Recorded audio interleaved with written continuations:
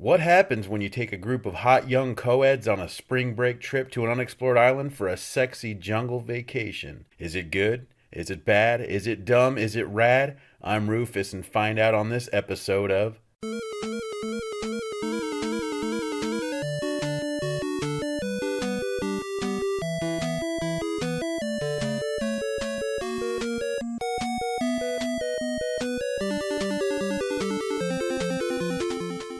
Kong Skull Island is about a team of scientists exploring an uncharted island in the Pacific, and they run into a giant monkey. You know, you'd think a movie about a beloved giant gorilla on an erotic journey of self-discovery during Vietnam could have had a bit more of a direct title. I have a Kong. I have Vietnam. a Viet Cong. Definitely a missed opportunity.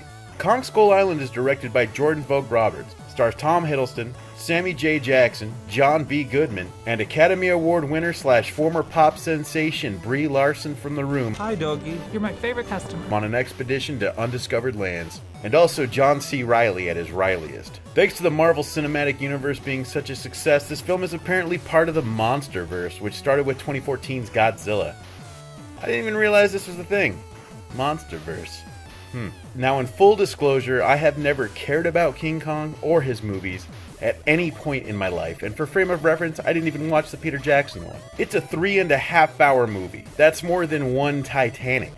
That's more than 2 Baby's Day Outs. That's Shrek 1 and 2 in order. Then you're 2 movies deep into the Shrekiverse. I don't think some of these are canon.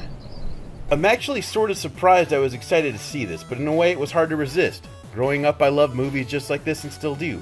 Adventure, crazy creatures, guns, the type of movie that we don't get enough of. It would have been a perfect B flick in the 80s, but these days they're getting budgets, and in a way that's kind of exciting.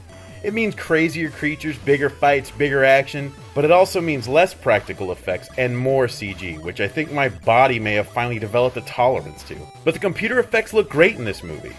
Creatures moved and breathed among fantastical sets that I now wonder if they were CG too. The pacing in this is fantastic, and we get into the thick of it surprisingly quick. I sort of half expected to not see the good stuff until halfway through the film, but once it goes off, it really gets going. Skull Island excels at subverting expectations in subtle ways and defies what we normally see in action films like this. Wonderful little twist where you want to roll your eyes, but the outcome isn't quite what we expect.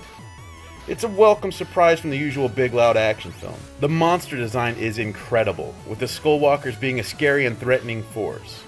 According to director Vogt Roberts, that creature, beyond being a reference to a creature from the 1933 film, is also a crazy fusion of all of the influences throughout my life, like the first angel from Evangelion, and No Face from Spirited Away, and Cubone from Pokemon. It's the kind of thing I would have loved to have seen in the Godzilla American remake. Instead we got big roaches. Yay! Yay. World building was really surprising to see in this film, and we are introduced to natives who live on the island and worship Kong as their protector. They are mysterious, don't speak, and through the cast's eyes we learn of the lore the natives created around the island. Surprisingly, this is PG-13. I say surprisingly because you see some gnarly gore for a PG-13 flick. Somebody must have slipped a 20 to the MPAA to get this one out. The action was big, and more importantly, coherent.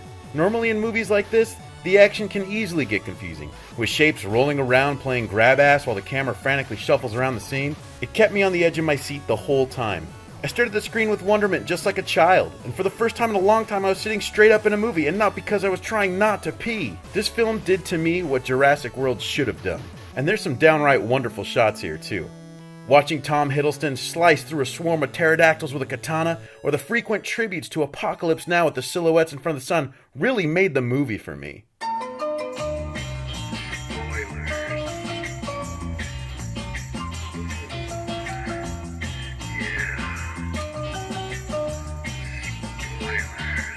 Alright, so Cole has a self-sacrifice that comes out of nowhere. He never really seems to be burdened by life or by existence, but suddenly he just goes, hey, I want to kill myself. What the fuck is that about? At least they changed the end of that to something less suicidal and more murderous. That brings us back to the subversion I was talking about earlier. And though this isn't much of a spoiler, but going in and not knowing John C. Reilly fights dinosaurs with a katana? That's kind of a dream come true. All things considered, this movie isn't too dumb for a film about a giant monkey, but it begs the question, why monkeys so big? Toby Kebbell, who plays Chapman in the film, also did the mocap for King Kong. He's worked with Andy Serkis on some of the Planet of the Apes films, and it kind of makes me wonder if now there's some kind of rivalry in Hollywood for mocap monkey parts. For horror fans, make sure to keep your eyes peeled for an homage to Cannibal Holocaust. I didn't really catch it until after the fact. I highly recommend this to any giant monster fans. For me, this one was truly a gift, and the end may or may not have made me tear up depending on who you ask. But holy shit, what a fun ride! And the most amazing part is that after an amazing post-credits scene, I was left wanting so much more. I had a boner through the whole movie, then the post-credits scene gave my inner child a boner. But right now they're saying the next entry in the MonsterVerse should hit around 2020. Go see it. Go see Kong, Skull Island.